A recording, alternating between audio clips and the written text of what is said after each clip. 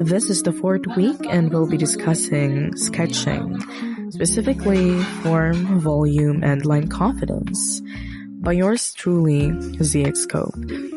And why I chose this topic is because I already discussed composition and I want to buck it up with a side knowledge about how to compose something, what are the techniques and the fundamentals that we need when we are composing, and what comes after composing.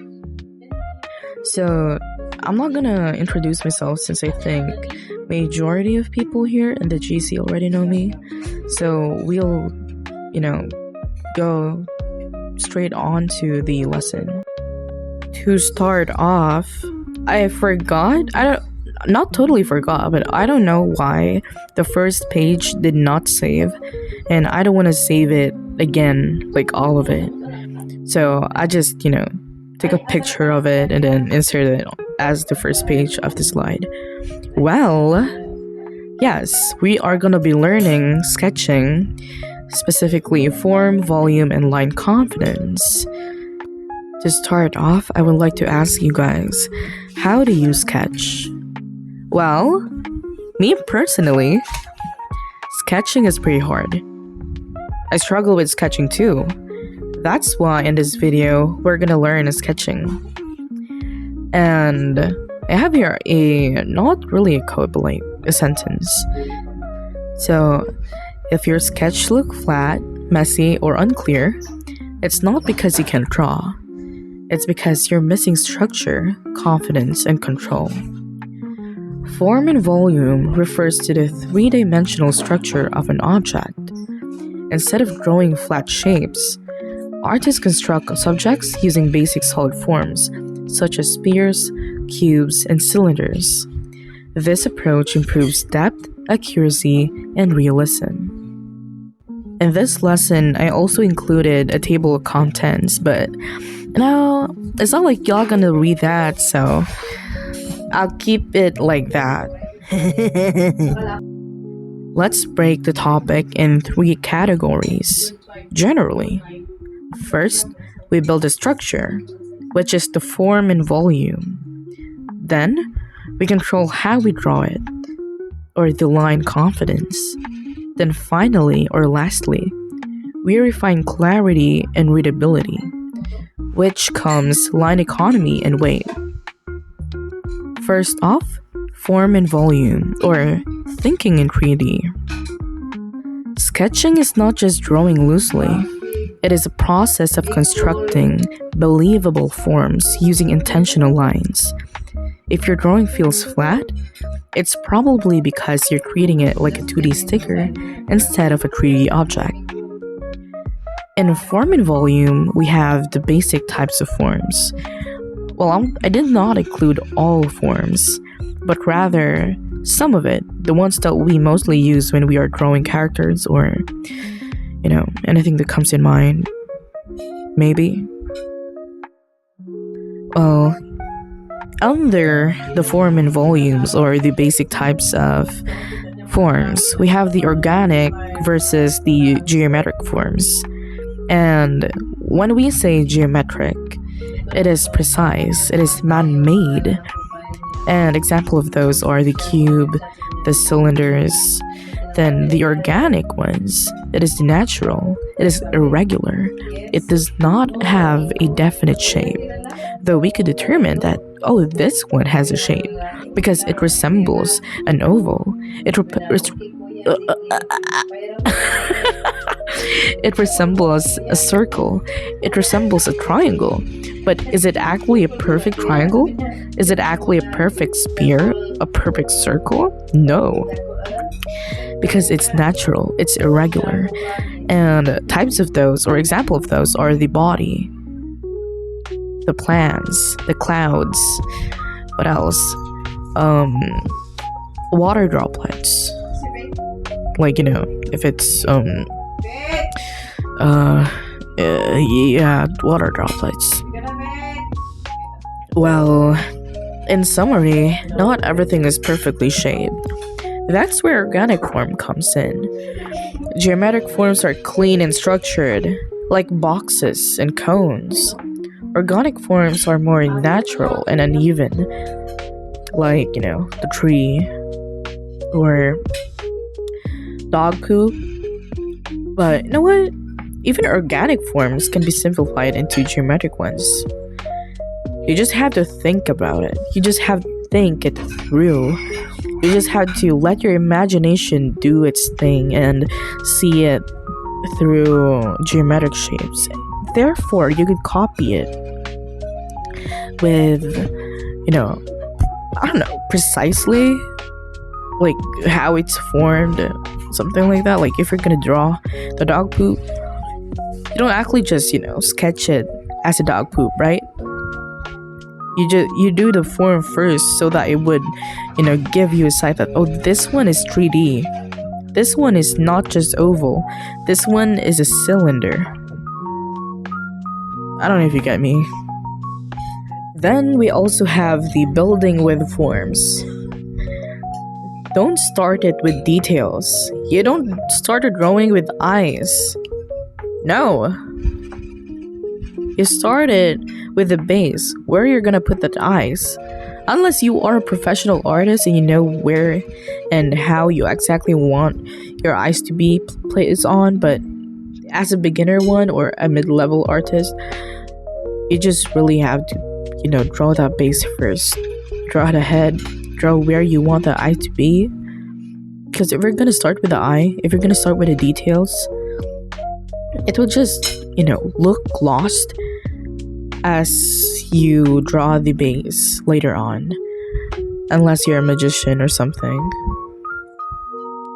And you have to think like you are building a mannequin.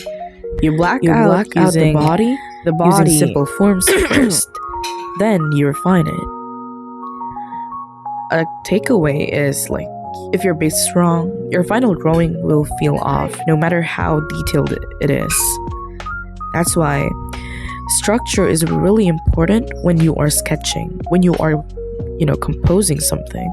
Because, yeah, sure, composing, you're just doodling, you're just, marking where you want things to be. But in sketching, you are making the structure, you're making the actual form of your drawing. Without that, everything will just look like it's flat, unless that is your intention. So we've been talking a lot about forms and yada yada, structure, volume, whatever thing else. But I haven't really tell you why forms matter, right? Well, form is what gives your drawing weight and believability. Without it, your art looks like it's floating or pasted on a page. With it, your drawing feels grounded and real. You gotta believe me. And, the last part about form and volume is a lot of people don't realize this. Maybe they do, but I sound cool with this, okay? Professional artists don't start with the details. They start messy, using simple forms, and then they just refine it in the end. That is something that I actually learned from an artist on YouTube, since he started with big shapes, big colors, big brushes, and then sooner everything just turns smaller and smaller until everything looks so detailed. But it's not actually detailed from the start. It is a step-by-step process. And I think what made it really nice is that the structure is clear at the start, and it can also be clear at the end. It has this clear path. And even the most realistic drawings you see, they began as spheres. They began as cubes, as cylinders, or as pyramids. Everything comes from a shape, geometric or organic. Everything comes from a shape. Even doodles has shape. So if your sketch looks simple at first, that's actually a good sign. Because the more you add things, The more you experiment on things, the more you try and try, redo things, fix things, test out mistakes. That's good because you are learning. You are coming outside your comfort zone.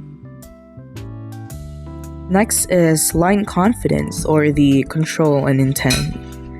Now that structure alone isn't enough, your line needs to show confidence and intention.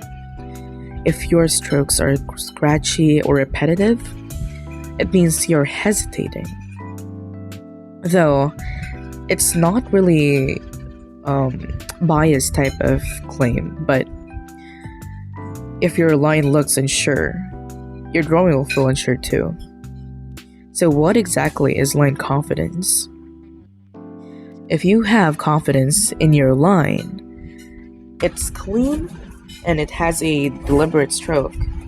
And structure alone isn't enough. Yeah, you can have perfect forms, but if your lines are messy and hesitant, the whole drawing will still feel weak. Line confidence is about making clear and intentional strokes. Your lines should look like you meant to put them there. It's like you are composing something, but with clear intention, with, confidence that this line should exist there.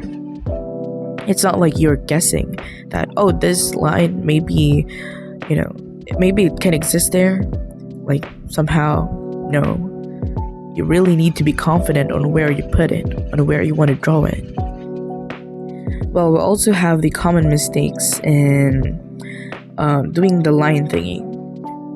Yeah, just as it said, those chicken scratching method. Most artists call it this, chicken scratching thingy. It's like when you build one line using many small, unsure strokes. Like you are, I'm gonna just flash a recording of what I mean in the screen. Yeah, like that. Don't do that. I'm telling you. Well, anyway, we also have the one stroke confidence. Well, it is basically a single, deliberate stroke. Even if it's slightly inaccurate, it often looks more professional than multiple hesitant ones. Why? Because confidence reads better than perfection. It's better to draw one clean line and adjust later than slowly build a line with fear. That sounds cool, all my days. And here we are again. I've been telling you a lot of things, but don't really teach you how to do it. Well, I prepared a slide for that. How to improve. I have here, I call it ghosting method. It's like, before you draw a line, you can ghost it. Like, you hover your pen over the page, over the screen, and rehearse the motion first. This helps confidence before committing, before drawing, and it gives you an idea on how the line will work. Also, try using your arm instead of your wrist, especially for longer lines. It gives you smoother and more controlled strokes. And why does it matter anyway? Well, it makes your drawing look clean. And confident lines make your work look more polished and easier to understand. Even a simple sketch can look professional if the lines are clean and intentional. I'm not saying that you should do a complete line art or outline. All you gotta do is clean your sketches or make good sketches. I'm not saying like a messy type of sketch, but like a sketch with clear intentions, a clear image, a clear idea of what you want your audience to look at, what you want your focus to be in. And then we also have the line economy. In this economy? Yes, sir, in this economy. And also line weight, which really shows the clarity and the focus. And, Not every line deserves to exist. Strong artists use only the necessary lines to communicate form. If everything is outlined and equally detailed, nothing stands out. Like, you're just gonna use one size pen. It's confusing. It makes everything,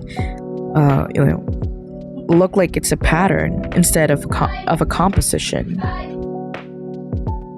We also have the types of line economy.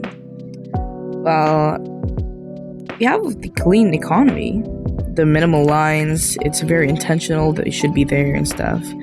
Then we have the structured economy. It guides line for form. Then the expressive economy. It's loose, but it controlled sketching. Personally, I like the expressive economy since it creates drama, and I like drama. Well, line economy isn't just using less lines. It has styles, to be honest. The clean economy, structured, and the expressive are really different on their own. But it's still intentional, and not just random scribbles. While all of them still follow one rule. Every line must have a purpose. And that's how line weight comes in. Line weight is how you control attention. Thicker lines can suggest shadow, depth, or important areas, while thinner lines show lightness or distance. Instead of just drawing objects, you're directing the viewer's eye through your line choices. And we also have different types of line weight. We have the outline weight, or it is the main silhouette control.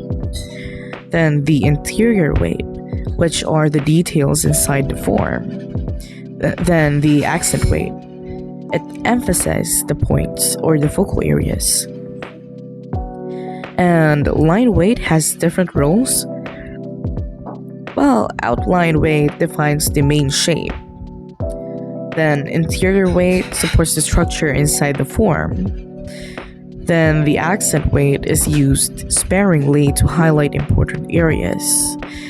Think of it like how do I pronounce this word? Hierarchy? Hierarchy? I don't know. I would just flash it on screen. Well, some lines are leaders, some are support, and some are just guidance. That's basically how it goes. Then we also have the lost edges, which is the really helpful thing when doing line art. Not all edges need to exist. Some can disappear into light or shadow, and these are called lost edges. Instead of outlining everything, you allow certain parts to fade naturally. This makes the drawing feel more realistic and less artificial, unless that's your intention. Well, speaking of edges, we also have types of edges. We have the hard edges, and we have the soft edges and the lost edges. Hard edges are sharp and clear. Soft edges are blended and smooth, while the lost edges disappears completely into light or shadow, just like how we said, or what we said before. Realistic art usually mixed all of these three, not just outlines. And it doesn't just, happen in realistic arts, but also in stylized or in semi-realistic or any form of art, really, because it's really helpful and, giving that juicy feeling in our eye. I don't know how to describe it, but it feels like that. I added a previous slide, though I already said this before. Professional artists don't rely more on detail because they rely better on line decisions. Because even rough sketches become readable when line economy and line weight are controlled. In fact, the human eye notices line quality faster than smaller details. Well, now that we're done with the trivia, we also have the common mistakes. And I do not know why that slide is completely gone. I am so irritated. But I'm gonna just say it, alright? Over detailing too early is a bad thing. You have to work it step by step because art is a process.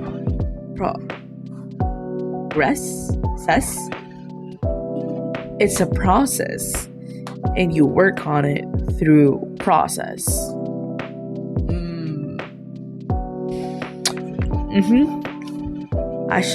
I'm too good.